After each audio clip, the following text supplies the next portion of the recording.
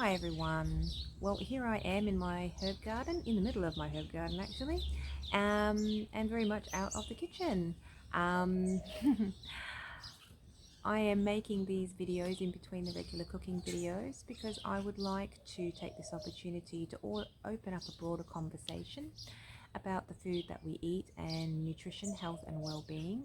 So I hope in future videos to be able to look at certain foods specifically and how they assist our nutrition and well-being, as well as have the opportunity to answer your questions and answer any concerns or questions that you have about the videos, the cooking process, ingredients, those sorts of things.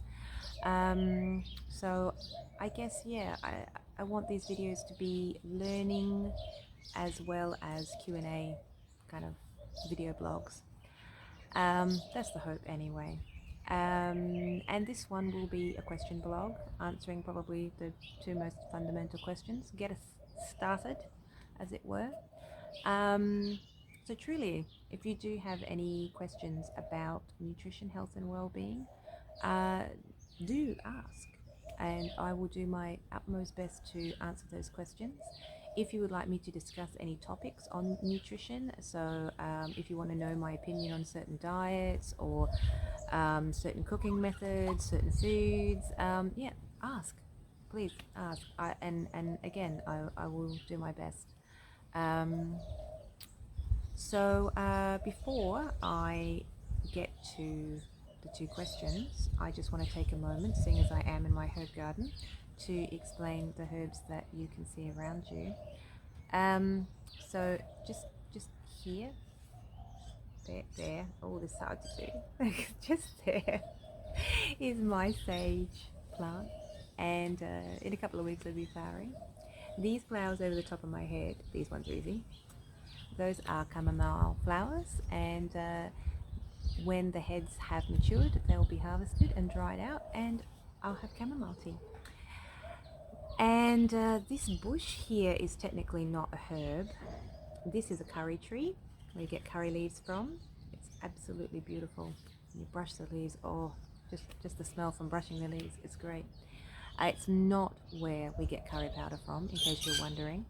That is a slightly different flavor. The curry powder that we cook with is actually a combination of different spices. Curry leaves are a curry flavor all their own. Absolutely beautiful. Okay, enough of that. um, so you can probably see these plants here. These are not herbs, obviously. These are cacti. I let my chamomile roam, and they grow wherever they want to. So every year it's like, ooh, where are they this year? And this year they decided to bunk up with the cacti. So I'm not 100% sure how that pairing is going to work, but so far everyone seems happy living together. Phew.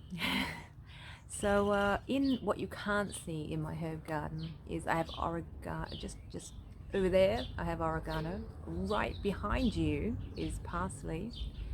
And on both sides of me I have chives, because that's the way my chives grow. And what else do I have around me? Oh, just to my left knee I have some lemon thyme. And in that direction I have some thyme. And I have rosemary at the back of us.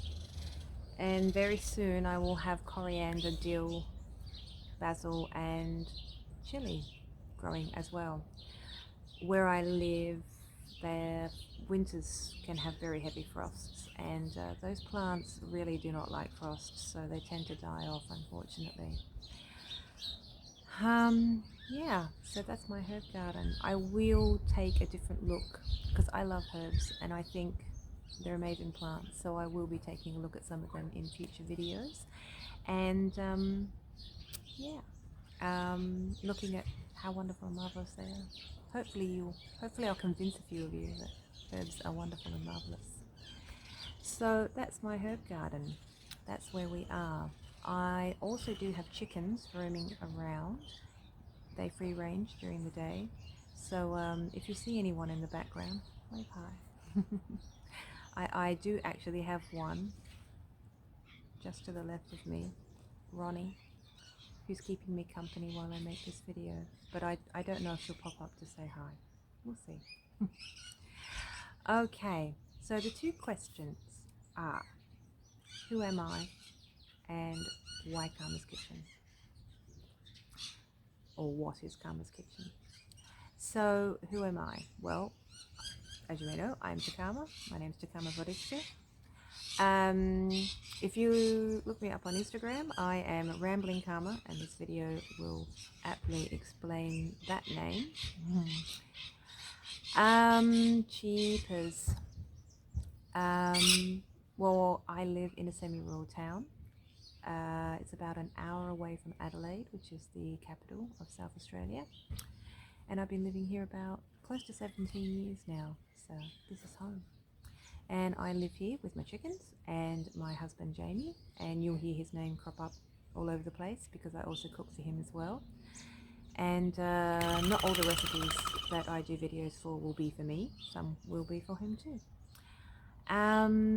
Yeah, so I don't have children. I had reproductive cancer many years ago, and that ended up in a radical hysterectomy, so no children, but I had chickens, so it's all good.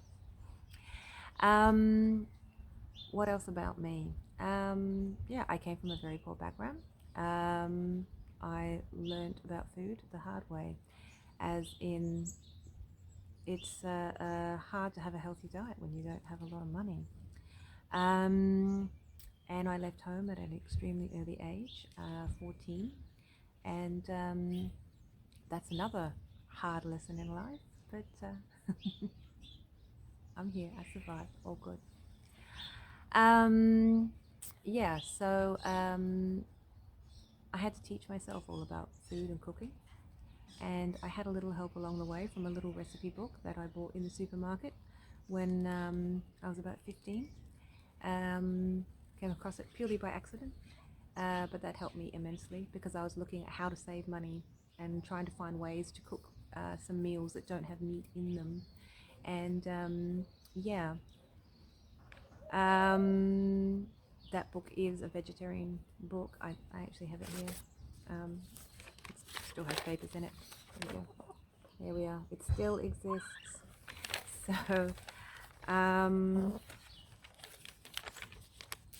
So, yeah, so I bought that book, and it's helped me immensely. It was my very first cookbook. I've come across others since then, and yeah, I've learned all about recipes, constructing them, deconstructing them, and I've done a lot of research on nutrition in my life as well, because I have complex post-traumatic stress disorder. I also have bipolar 2 disorder, so I've looked at ways in which I can assist my mental health with diet and exercise. So I've done a lot of homework and a lot of research over the years, and I'd like to think after 27 years of cooking and researching and being my own human guinea pig to my own successes and failures, that I have enough knowledge to pass on to other people. Maybe you might find it interesting too. Maybe you might find it helpful too. Yeah, that's I think that's the important things about who I am. Probably the most important thing for me to say is I'm not a qualified dietitian and I'm not a qualified nutritionist. I'm not going to pretend to be. I can only pass on to you what I know, and I'll always be very honest and transparent about how I've acquired that knowledge.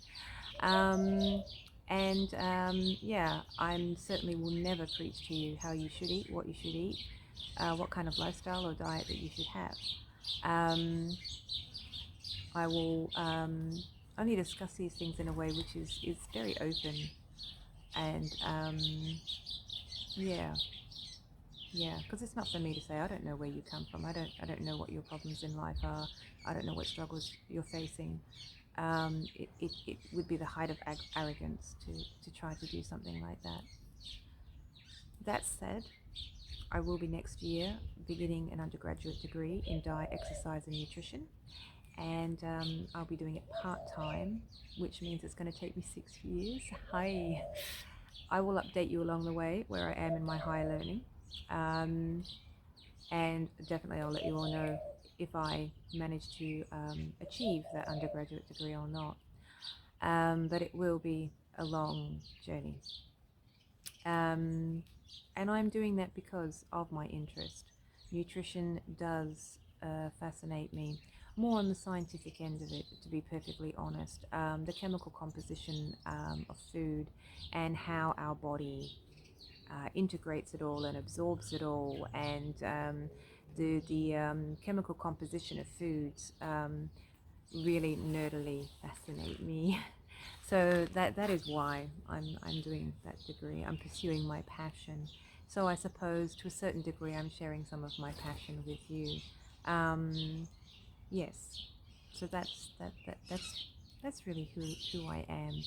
Um, or the important things I can think of that you need to know going forward with these videos. Jeepers. So then that brings us to the next question, which is why Karma's Kitchen? The smart ass in me would like to point out that Karma is the last half of my name.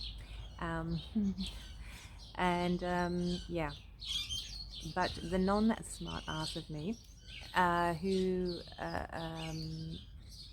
does, I don't want to say I have agendas because not really. Um, my primary agenda in making Karma's Kitchen is that I shared the food that I made on Facebook for years and years. And I had lots of comments over the years, and I had a few people asking to share recipes, as well as when are you going to open your restaurant, when are you going to open your cafe, or you should open a restaurant. You know, if somebody would like to give me the money to do it, I'm here. But failing that, well, I'm here making videos instead. Here is my restaurant. I'll come and show you how to make what I'm eating, and then you can eat what I'm eating too. See, a little bit smart ass, but probably in a too subtle and nerdy way. Uh, that's who I am. Yeah, you can tell I haven't got a script. So, but my name means gift of God action. And while I don't personally believe in an afterlife, and while I personally don't have a concept of a deity in the way that my name would suggest, I have in my life taken that on board, which is action. And I have known that for myself, and I will be bringing that into the kitchen, is karma. And most people have some understanding or some concept of what karma means. And I have been brought up with the Hindu concept of karma. So there is right action, and there is wrong action, and there is no action. And you need to choose. And where you accrue good karma is in those choices. Um, and in our kitchen, food is fundamental. It is just fundamental to your very being. If you don't have food, you're going to die. So it is right that it is very important. But often we don't treat it as something which is very important. Often it is just something we stuff in our mouths on the way to the television or while we're mindlessly watching TV. And we don't really think about it. We don't really think about where it comes from. We don't think about its impact upon us, and we don't think about its impact upon our communities and the environment. And while I'm going to sound a little bit preachy here, and I apologize if people find that offensive, that's not my intention, is to offend you. I am conveying my belief as I feel it. I will not be discussing karma in the kitchen, but it might be something that comes out in these other videos. So you'll be able to choose. If it's something that you disagree with or something that makes you uncomfortable, well, you can skip it. There's no obligation to watch. So what is karma in the kitchen? Well, your food says a lot about you. It says a lot about what you value. It says a lot about your socioeconomic standing. It says a lot about your family and your family structure. It says a lot about your perception of community and your attitudes towards community. It says a lot about your attitudes towards the environment. And especially nowadays, we no longer can behave as if we are single organisms and our actions have no impact. Climate change shows us that all of our actions are having an impact. Um, and we need to, if it helps, have an analogy. Think of ourselves like rain. And a flood starts with one drop of rain. And you wouldn't say the raindrop causes the flood. It doesn't. But the raindrop is joined by millions and millions of other raindrops. And we have a flood. And it's the same in our impact upon the planet. We're individual raindrops, but we're surrounded by millions of raindrops. And if we aren't all at least trying to act responsibly, then you get a flood or you get drought. Whatever the case may be. So your impacts do matter. Whether you recycle does matter. Whether you choose a more sustainable product does matter. And it's not even in, because you can't weigh up every single thing. You'd drive yourself insane and you'd never eat or do anything. You'd be stuck in an indecision. But you need to make the best choice. And that's a learning process, and one that even I still learn all the time, is how do you make the right choices?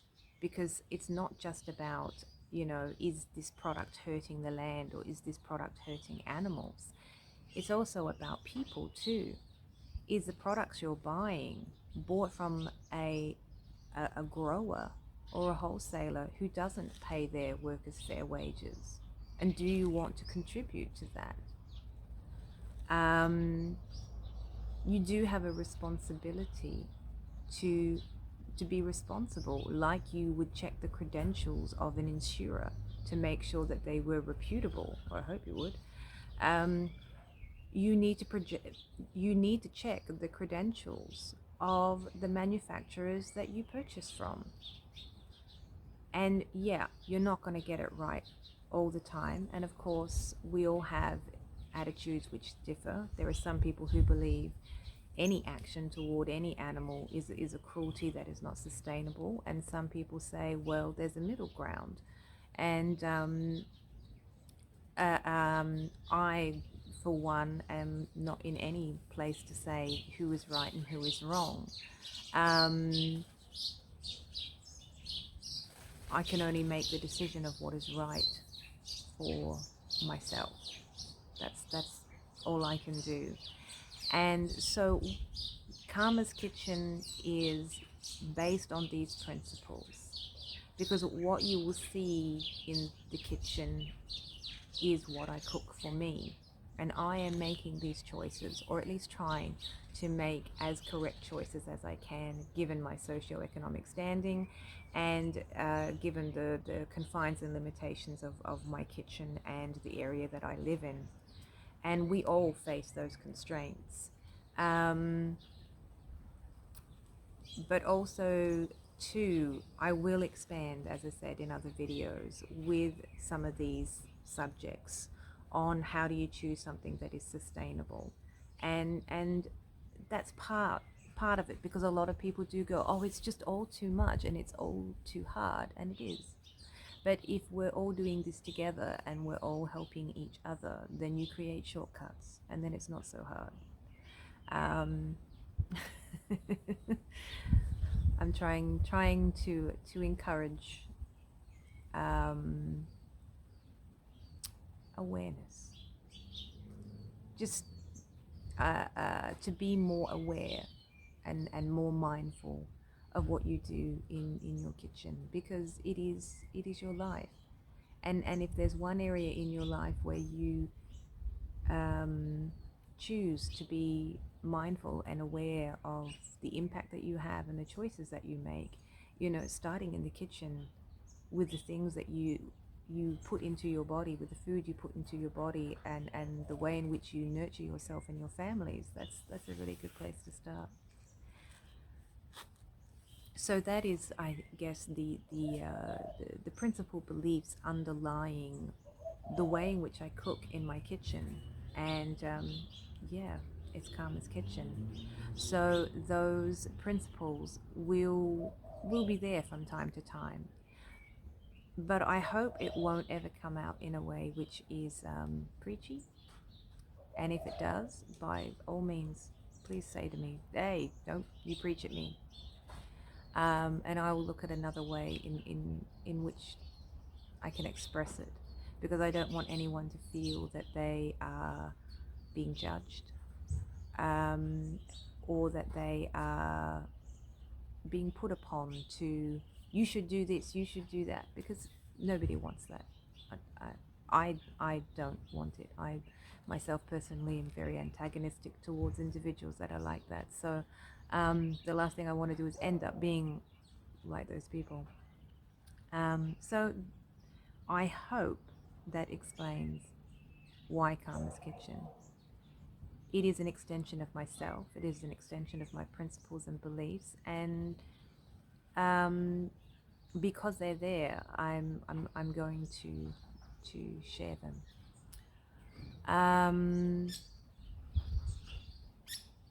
Having a platform is it is a blessing. It is a responsibility, and I hope I use that wisely. And I hope more than anything, I just get to share lots of really good, really fun, really challenging as well recipes with you. And yeah, we all enjoy what is food, because it should be enjoyed, it should be valued, and that is pretty much it. So thank you for joining me and listening to me waffle on. I hope I made sense. If not, let me know that too. Um, yeah, so if you have any questions about this video, if you have any questions about health, nutrition, well-being, if you have any questions about any of the recipes that have been cooked, please comment, let me know, and I will do my best to answer those questions. And geez, what else? Yeah, please, if you liked this video, wow, thanks. And yeah, don't forget to click like wherever it is, and subscribe, and comments in general are also very, very welcome. And yes, you can dislike it too. That's totally okay. Yeah, and I will see you in the next Karma Out of the Kitchen, which will probably be just as unscripted but have a little bit more direction. Thank you. Bye bye for now.